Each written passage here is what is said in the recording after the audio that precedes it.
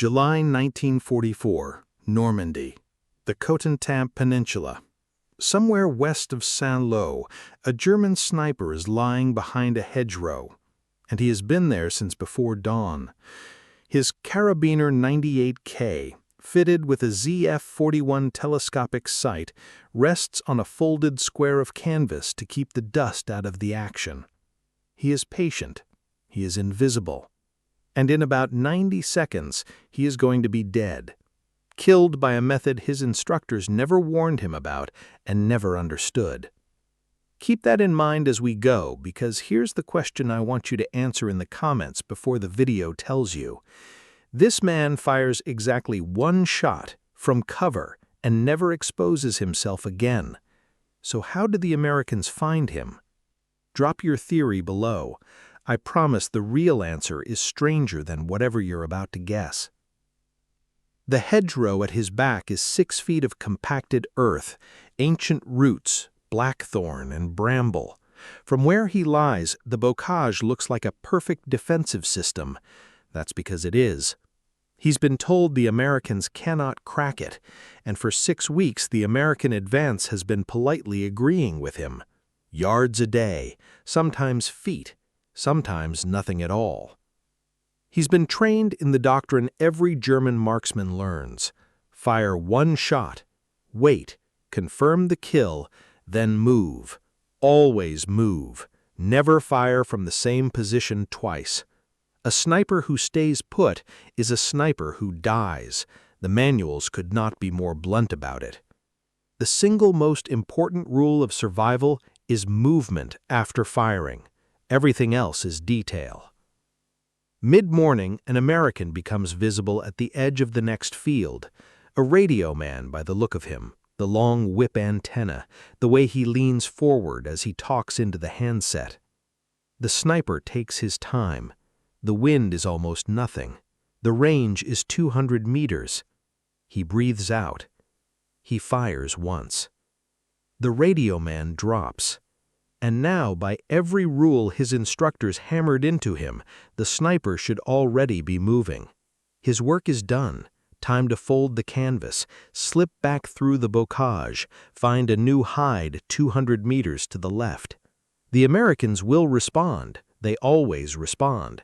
But by the time the response arrives, he'll be a memory. Except this time something is wrong. He hasn't even finished folding the canvas when he hears it. Not the rifle shot that usually follows, not the angry stutter of a machine gun firing blind into the hedge. Something heavier, something dropping out of the sky. He has maybe 4 seconds before the first 60mm mortar round detonates in the hedgerow with him. How did they know? He fired one shot. He never showed himself twice. By the doctrine he learned, the Americans should still be out there squinting at empty ground, taking long minutes to organize, handing him all the time in the world to vanish. What he doesn't know, what almost no German sniper on the Western Front ever fully worked out before the war ended, is that the United States Army had built something his instructors never seen. Not a new weapon, not a new scope, not some piece of espionage trickery, a system, a way of thinking about firepower that turned every American rifle squad into the front end of a machine the Germans could not match and, more importantly, could not copy.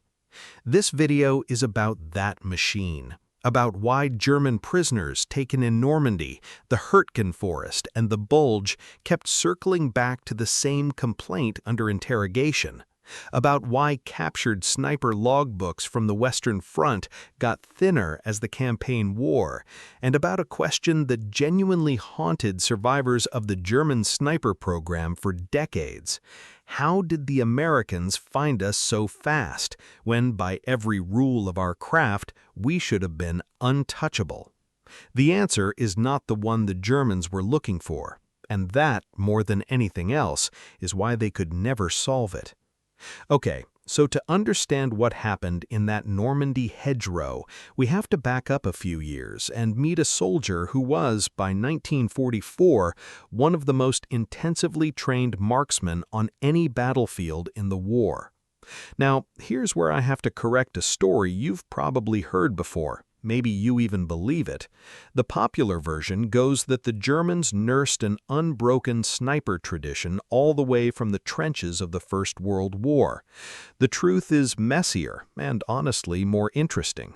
Yes, in Flanders and the Argonne in the last war, German marksmen with scoped Mauser rifles killed Allied soldiers in numbers wildly out of proportion to their own. But when the war ended in 1918, the Germans did roughly what everyone else did. They let it lapse. The British broke up their schools. The Americans, who'd never built a serious sniper program to begin with, simply stopped thinking about it. And the German Reichswehr, capped at 100,000 men under the Treaty of Versailles, kept a thin thread of marksmanship expertise alive. Not a program, not a doctrine, a handful of specialists and some institutional memory. So what changed? The Eastern Front happened. When Hitler's armies poured into the Soviet Union in 1941, they ran headfirst into Red Army snipers who picked off officers, NCOs, radiomen, and machine gunners with a patience that bled German units white. For the first year or so, the Wehrmacht's answer was basically call in a mortar and hope. It wasn't enough. And somewhere in the misery of 1942, the German army finally admitted what it had spent 20 years ignoring. It needed real snipers of its own, and it needed them fast. So what followed was a crash program. From 1942 into 1943, the Wehrmacht stood up dedicated sniper training courses, and by 1944, there was a whole network of sniper training companies spread across the Reich and the occupied territories: Germany, Austria, Hungary, Lithuania. The course ran about 4 weeks, and here's the part that mattered. The instructors weren't parade ground academics. They were combat veterans. Men who had survived multiple campaigns in the East, who could tell you from personal experience exactly how many seconds an enemy sniper had to move before the answering shot found him. Think about that for a second. The men teaching German snipers how to survive in Normandy had learned their craft getting hunted by Soviet snipers 1,000 miles to the east. They were teaching the lessons of one front to fight on another. Does that work? Sometimes brilliantly, and sometimes, as we'll see, it teaches you exactly the wrong reflex. Their weapon was deceptively simple: the Karabiner 98K, the standard German service rifle with a telescopic sight. The most common optic on the Western Front in 1944 was the ZF-41, a 1.5 power scout-style scope roughly the size of a small flashlight. Funny thing, the schools themselves didn't actually like it. Most instructors thought 1.5x was too weak for real sniping, more of a sharpshooter's aid than a sniper's tool. But over 100,000 were made, so it was everywhere, beloved or not. The far better setup was the 4-power ZF-4 mounted on the K98K or on the newer semi-automatic Gewehr 43. In trained hands, either combination could drop rounds into a small circle at 400 meters all day long. At the 200-meter ranges where most of Normandy's fighting actually happened, the German sniper wasn't really aiming, he was choosing. But, and this is the whole point, the rifle was the smallest part of the system. The bigger part was the training. A candidate moved through weeks of ballistics, weather correction, hide construction, movement under observation, and one obsessive discipline above all: fire one shot, then disappear. They learned the sudden zigzag sprint when artillery started bracketing a position. They learned to identify enemy infantry weapons by sound alone, so the right evasion could be chosen on pure instinct. And the graduation test wasn't about shooting at all. Well, not only. The candidate had to stalk within firing range of an instructor team, take a simulated shot, and then exfiltrate without being detected. Fail the escape, fail the course, even if every shot was perfect. Read that again. You could be the best rifle shot in your class and still wash out, because the Germans had decided that a sniper who couldn't vanish was worthless. And here's the assumption the entire doctrine balanced on, an assumption that in every previous war the Germans had fought had been completely correct. After a sniper fires, the enemy needs time. Time to spot the muzzle flash, time to hear the report, time to gather scraps of evidence from rattled witnesses, piece together a direction, and organize a response. All of that burns the clock.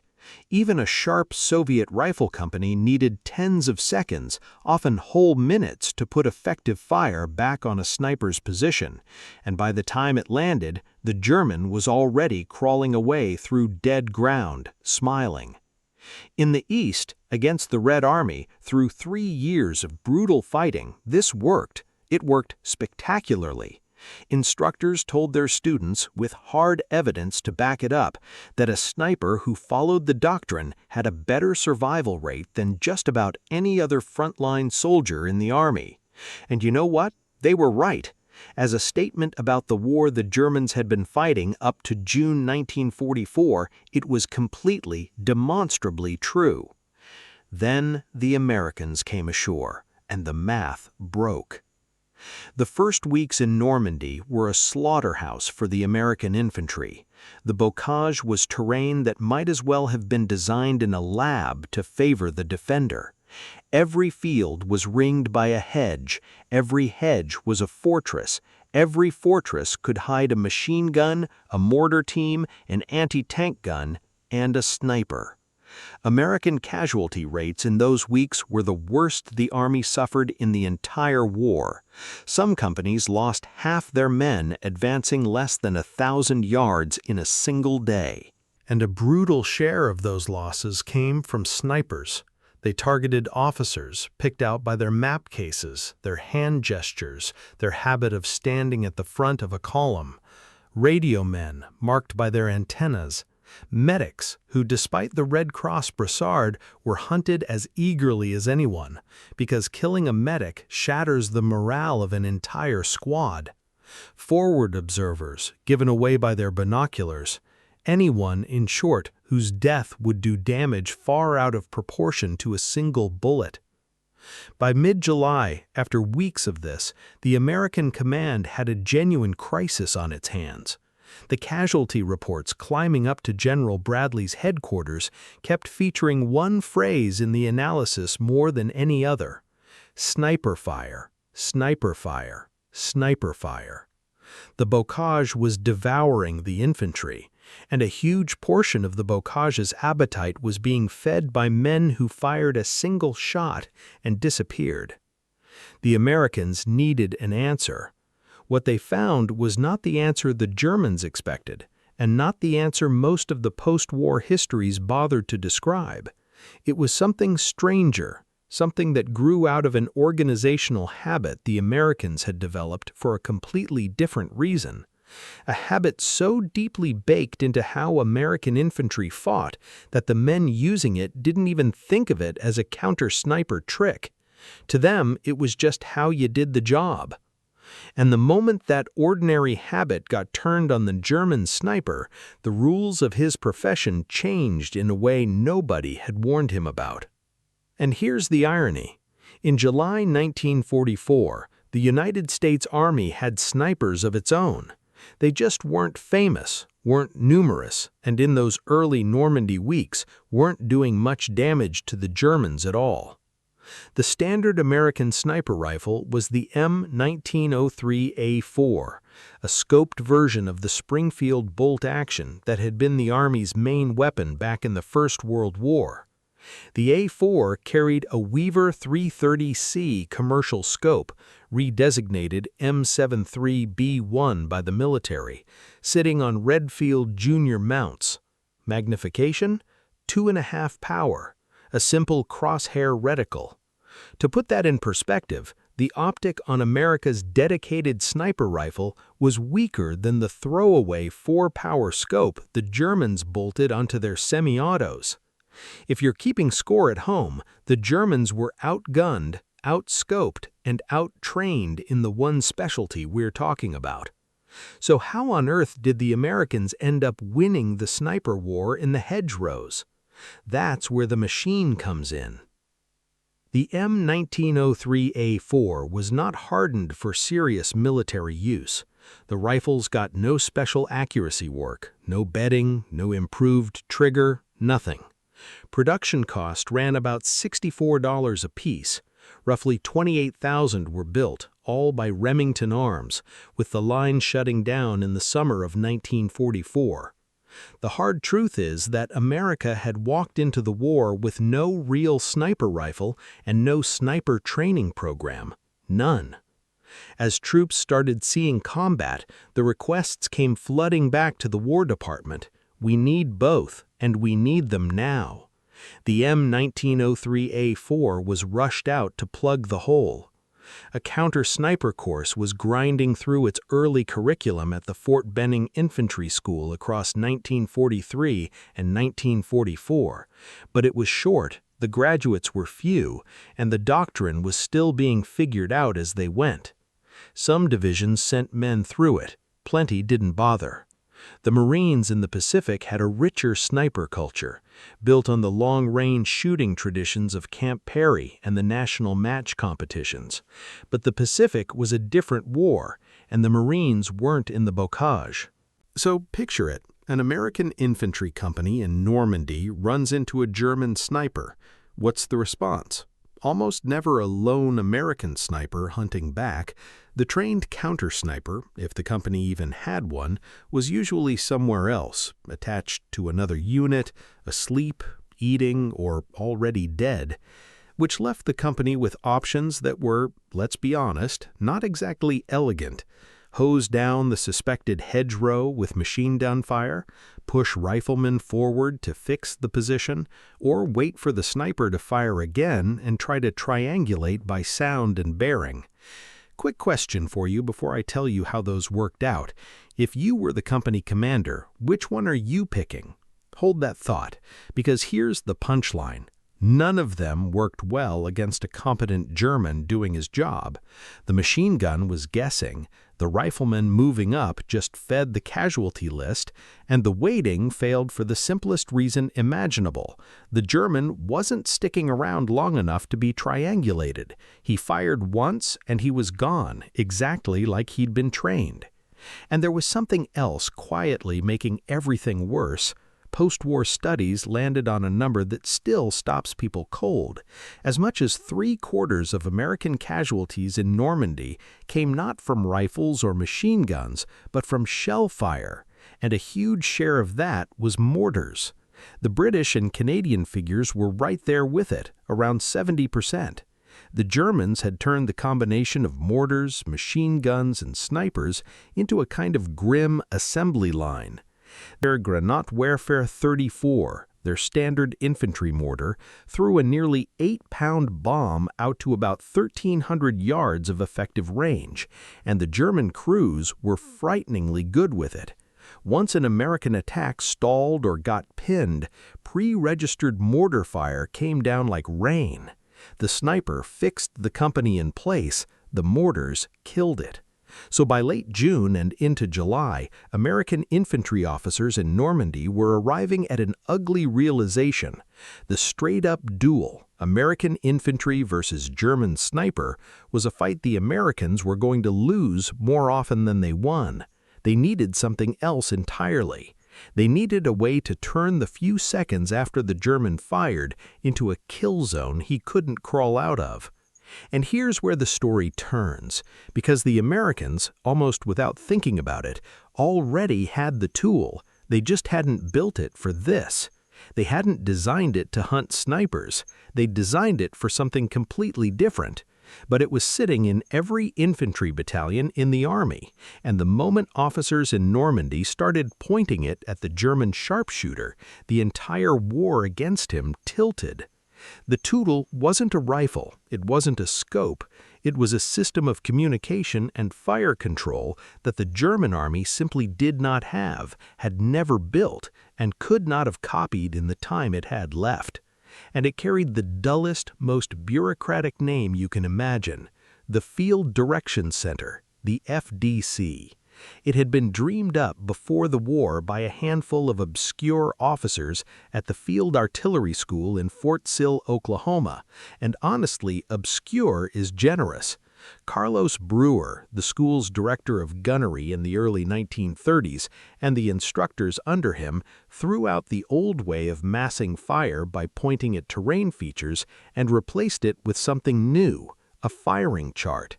Battery positions fixed by survey, targets called in against a single base point using a coordinate system that every American artillery unit in the Army would share. They built it on a shoestring through the Depression years, and most of the Army thought they were eccentrics chasing an impractical idea. Brewer's team built it anyway. Funny how that goes. By 1944, that impractical idea had become the most lethal artillery network on the planet. American battalions could call for a massed fire mission and put shells in the air within minutes. The Germans, working from a more decentralized artillery doctrine, simply couldn't match the speed. But here's the thing that makes this interesting, and it's not the big guns at all. It's what the FDC system did to the small tubes, the mortars, the 60 mm in every rifle company, the 81 mm in the heavy weapons company, the 4.2-inch mortar attached at regimental level through the chemical mortar battalions. These weren't artillery in any formal sense. They were infantry weapons, meant to be hauled around by foot soldiers and emplaced wherever they were needed. The American sergeants and forward observers who learned to do this work in the bocage weren't chasing medals. They did it because somebody had to walk the field and call the fire that stopped the next hedgerow from killing the next squad. That's it. A like on this video is a small thing, but it keeps their story in front of a few more people, and after 80 years, that still matters. And to understand what the American forward observer actually represented, you have to start with what he wasn't. He wasn't a sniper. He usually wasn't even a designated marksman. He was an artilleryman attached to an infantry unit, riding with it, walking with it, sharing its rations, its foxholes, and its odds of getting killed. He was typically a lieutenant or sergeant from the artillery branch, and he carried two things that defined him: a pair of binoculars and a radio. The radio mattered more. The standard FO in Normandy carried the SCR 300, a 38-pound backpack set built by a team at the Galvin Manufacturing Company, Daniel Noble, Henrik Magnuski, and others, a company you know today as Motorola. It was the first radio in history anybody called a walkie-talkie. It worked in the 40 to 48 megahertz band and used frequency modulation instead of amplitude modulation, which is the unglamorous engineering reason it could cut through the static and interference that had crippled earlier sets. Through it, the observer could talk straight to a fire direction center sitting miles to the rear, and he talked using a procedure worked out at Fort Sill back in the 1930s. He fixed his own position on the universal map grid every American artillery unit had been issued. He described the target on that same grid. He called for a specific type of fire, a specific number of rounds, and then he waited. Back in the FDC, gunnery officers took his coordinates and, using firing tables also built at Fort Sill in the 30s, converted them into an elevation and an azimuth for every gun in range. The guns were laid, the crews were alerted, and on one voice command, every tube fired at a calculated instant so that every single shell arrived at the target in the same second. That was the Time on Target mission, TOT. It was the technique that taught German batteries in Italy to flinch at the mere sound of an American radio transmission. By 1944, it was arguably the deadliest single innovation in 20th century artillery. And it cost almost nothing to invent, because it wasn't hardware. It was just a smarter way of organizing what the Americans already owned. Stop and sit with that for a second. The most feared artillery system of the war was at bottom a paperwork and radio procedure. I'd love to hear what you make of that in the comments. Now, take that exact procedure and point it at the mortars. Same Fort Sill protocols, same coordinate grid, same forward observer drills, all of it also governed the small tubes riding with the infantry. The 60mm M2 in the Rifle Company, the 81mm M1 in the Heavy Weapons Company, the 4.2-inch in the Chemical Battalion. Every one of them was wired into the same fire direction network, and every one could answer a forward observer's call. The only difference between calling for the 60mm mortar and calling for divisional artillery was time. Artillery, bigger guns, longer chain of command, took 2 to 4 minutes from voice request to shells in the air. But the company 60mm mortar, with its crew sitting right beside the tube a couple hundred meters behind the line, could answer under 30 seconds, in some documented cases under 15. Its main high-explosive round, the M49A2, weighed about 3 pounds and threw lethal fragments out to roughly 17 yards. So think about what that meant for the German sniper. He fires, he starts to move. Within about 10 seconds, an American forward observer or a squad leader with a radio has the rough bearing of that shot. He's already calling the company mortar section, and the call is brutally short. Grid reference, sniper, fire for effect. Within another 10 seconds, the mortar crew, who've been sitting beside that tube waiting for exactly this, has the elevation and azimuth set, using firing table values they've been rehearsing all morning. 5 seconds later, the first round is in the tube. 5 seconds after that, it detonates in the hedgerow. Total elapsed time from the sniper shot to the first impact, under a minute, sometimes under 30 seconds. And the sniper? He's working off a doctrine that promised him a 2 to 4 minute window. He hasn't even finished his escape. He's crawled maybe 15 meters. But here's the genius of it. The mortar isn't trying to hit him. It's targeting a box of ground about 50 meters on a side. The box is big enough that it makes no difference whether he moved 15 meters or 20. He's still inside it. The first round lands, the crew, following standard drill, fires a second, then a third, then a fourth, walking the impacts across the box. Within 90 seconds of that one rifle shot, the whole 50-meter square of bocage is taking a detonation roughly every 2 seconds, each one driving fragments through the brush at chest height in every direction. And here is the part no German manual ever prepared a single one of them for. The Americans never located the sniper. They couldn't see him. They didn't know exactly where he'd fired from. They didn't know where he was now.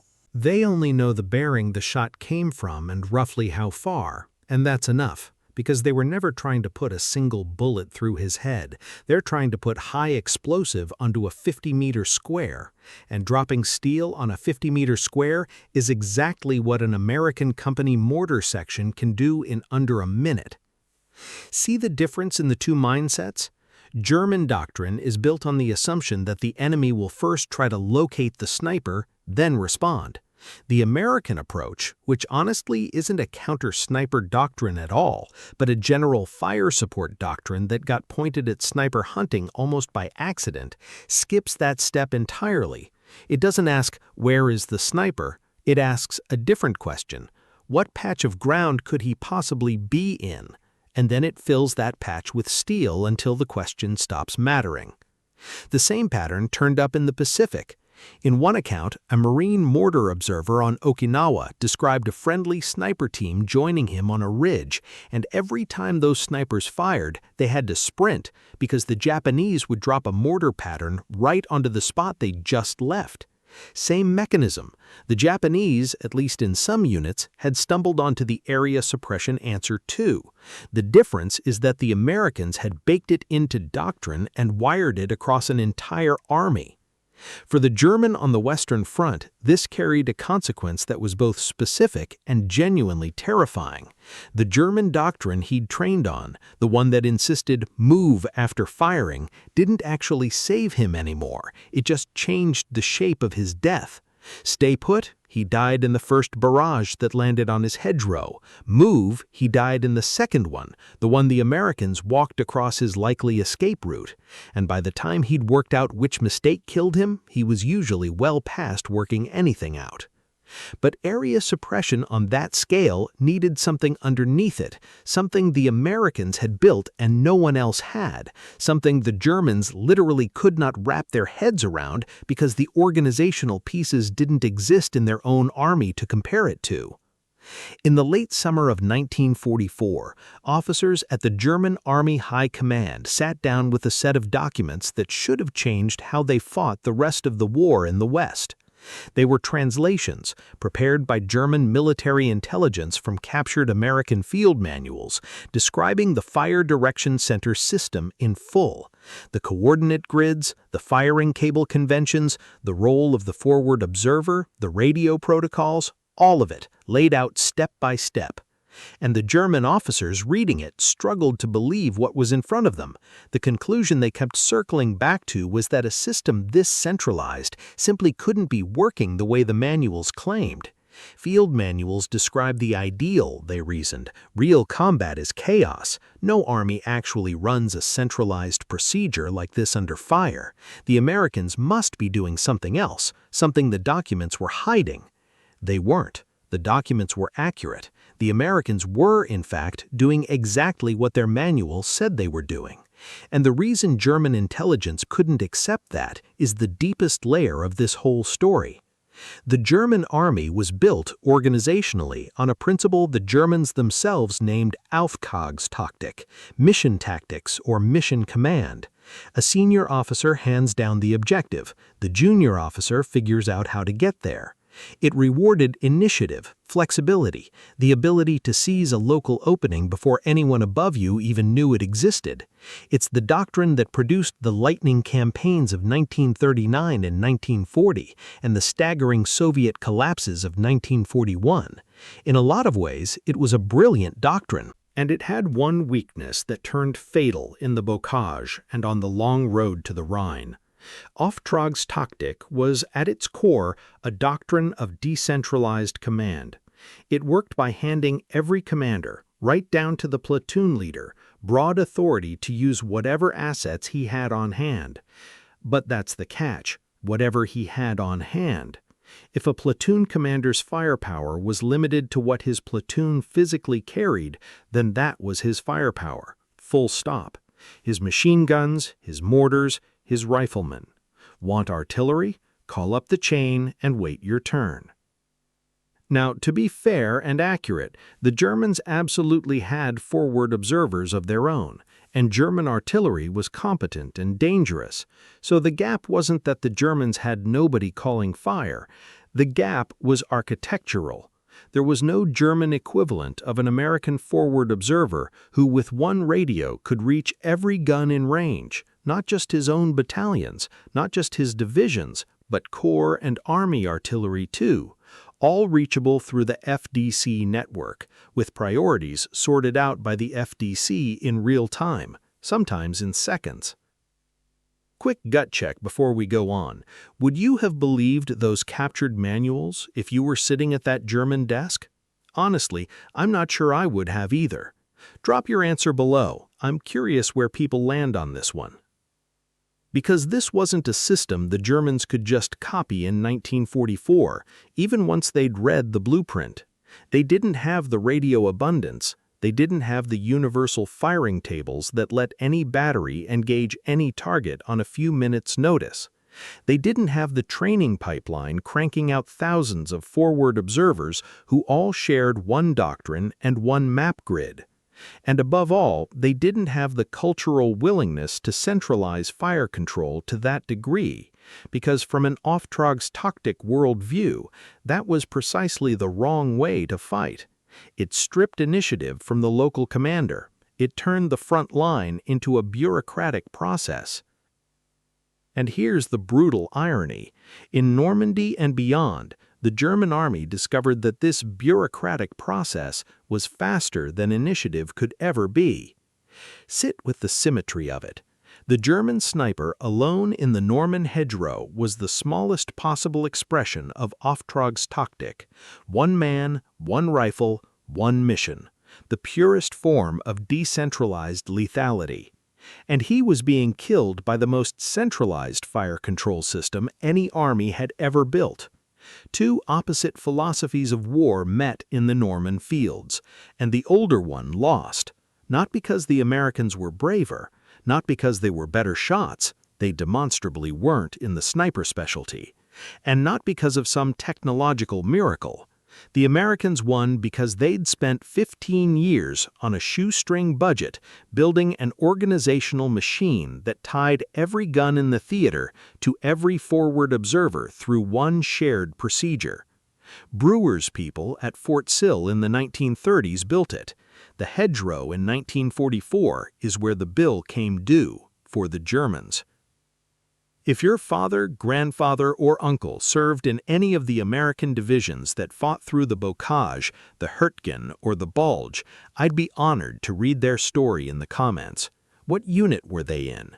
Did they ever talk about the snipers, or about the mortar crews, the forward observers walking the line with a radio on their back and a coordinate book in their pocket? The accounts that never made it into the history books are usually the ones that matter most. Please, share them. Back to the hedgerow, one last time. The German sniper has fired his one shot. The American radioman is dead. The sniper is folding his canvas, getting ready to move, and in his head the doctrine is ticking like a clock. 2 minutes, he figures, before any real return fire shows up. He's been told that's enough time. He's been told it's more than enough. What he doesn't know is that 200 meters behind the dead radioman, an American sergeant has already picked up a sound-powered telephone. The sergeant never saw him, didn't need to.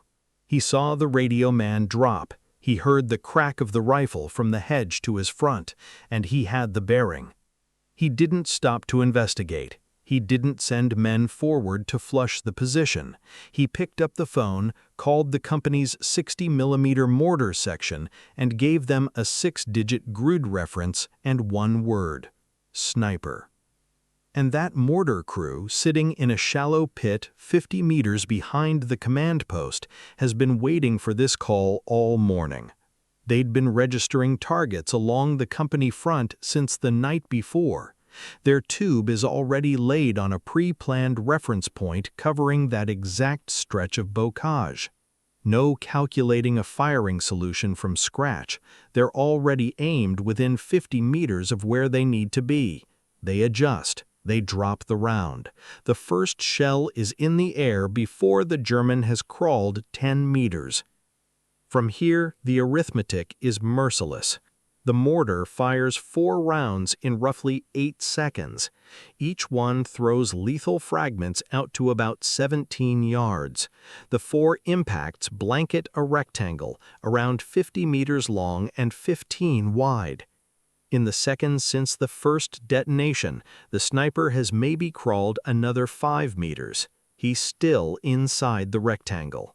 He was never getting out of the rectangle. There is no second shot from him. There never will be. In the months that followed, the German sniper schools tried to adapt. They taught students to move faster after firing, to trade accuracy for a more aggressive escape, to shoot from positions set deeper in cover and farther from the hedgerow edges where the box of mortar fire would be harder to plot. None of it solved the problem, because the problem was never solvable from the sniper's side. The problem was the American fire control system, and the German army couldn't match it without rebuilding its entire doctrine of command from the ground up. The Auftragstaktik tradition that had made them so lethal in 1940 had become by 1944 the very architecture that kept them from answering. So they kept dying. Through Normandy, through the breakout at Saint-Lô, through the closing of the Falaise pocket, the long fighting retreat across France, through Aachen and the Hurtgen and the Bulge, and finally the Rhine. The German snipers kept doing what they'd been taught.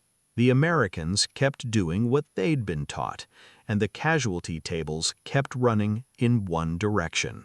When American intelligence officers interviewed surviving members of the German sniper schools after the war, they ran into the same observation over and over.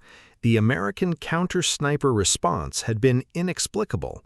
It came too fast from too many directions with a cold, impersonal accuracy that matched nothing they'd been trained to expect, and they couldn't name what they'd faced, because what they'd faced wasn't really a counter-sniper system at all.